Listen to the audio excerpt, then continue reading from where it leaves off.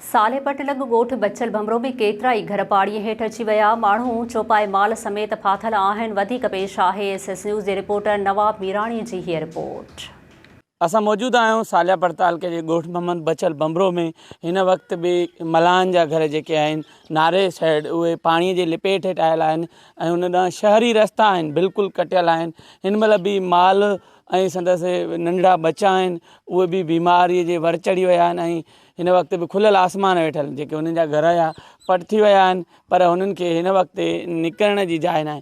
Ration tent त परे ई ॻाल्हि आहे पर हिननि माण्हुनि खे कढियो न थी वञे करे का टीम मुक़ररु कई वञे जेके नारे जे साइड जा पाणीअ में माण्हू फाथल आहिनि त उहे कढिया वञनि ऐं केतिरा ई उन्हनि जा 6 खां 7 ॿार जेको आहे सो बीमारी आहे उन्हनि जा जेको आहे सो पेर सुॼी विया आहिनि।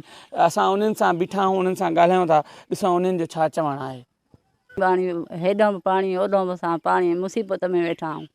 पई लही डाकदर ॾे असांखे नथो वञी था सघूं मजबूर सॼी के गऊं मरी वियूं में हुकूमत कोई असांजी वफ़ादारी न कई आहे।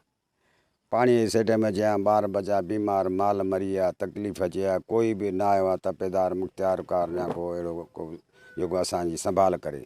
असां वॾी मजबूरीअ में तकलीफ़ में पानी जी प्लेट में ॿार बीमार असां सख़्तु पिया आहिनि डॉक्टर ॾे वञण जो टाइम रस्तो ई न आहे जे कारण निकिरूं। तव्हांजे ॿाहिरां घणो पाणी बीठल आहे? इलाही पाणी बीठल आहे घटि में घटि माइल अधु बीठो आहे। अचो वञूं कीअं नथा अची वञूं। राति हिकिड़ो माण्हू आहे ईअं लाशे नमूने खणी टपायो अनबर में। अच्छा हाणे तव्हांखे सरकार हिन महिल ताईं काई मदद न कई आहे न मुख्तियारकार न तपेदार न को DC न कोई ऑफिसर आयो आहे। असां वॾी मजबूरीअ में सॼी माण्हू बीमार पिया आहिनि माल मरी विया आहिनि। असांजा घर त मींहुं पहिरियों ई ख़तमु करे वियो हलियो वरी नारो खाई वियो आहे। हाणे पाणी बि एॾो बीठो आहे काॾे निकिरी नथा सघूं। ॿार असांजा बीमार पिया आहिनि सीरियस में पेर सुॼी विया अथनि। एॾी बीमारी आहे न केरु आयो आहे DC न मुख्तियारकार केरु बि हिते असां पुछण वारो केरु कोन्हे को। आहे त असांजे चौधारी पाणी आहे ऐं जेकॾहिं SS जी टीम वई आहे पोइ बि हूअ जेको आहे सो ट्यूबनि ज़रिए असां उन्हनि वटि पहुता आहियूं। 5 खां 10 फुट पाणी आहे ऐं बिल्कुलु जेको आहे सो माण्हू तकलीफ़ में आहिनि।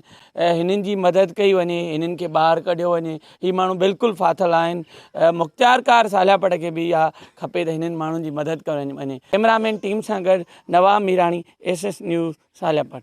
नाज़रीन वधीक ख़बरुनि ऐं अपडेट्स जे लाइ ॾिसंदा रहो SS न्यूज़ वेब चैनल। असांजे चैनल खे लाइक ऐं सब्सक्राइब करणु न विसारींदा।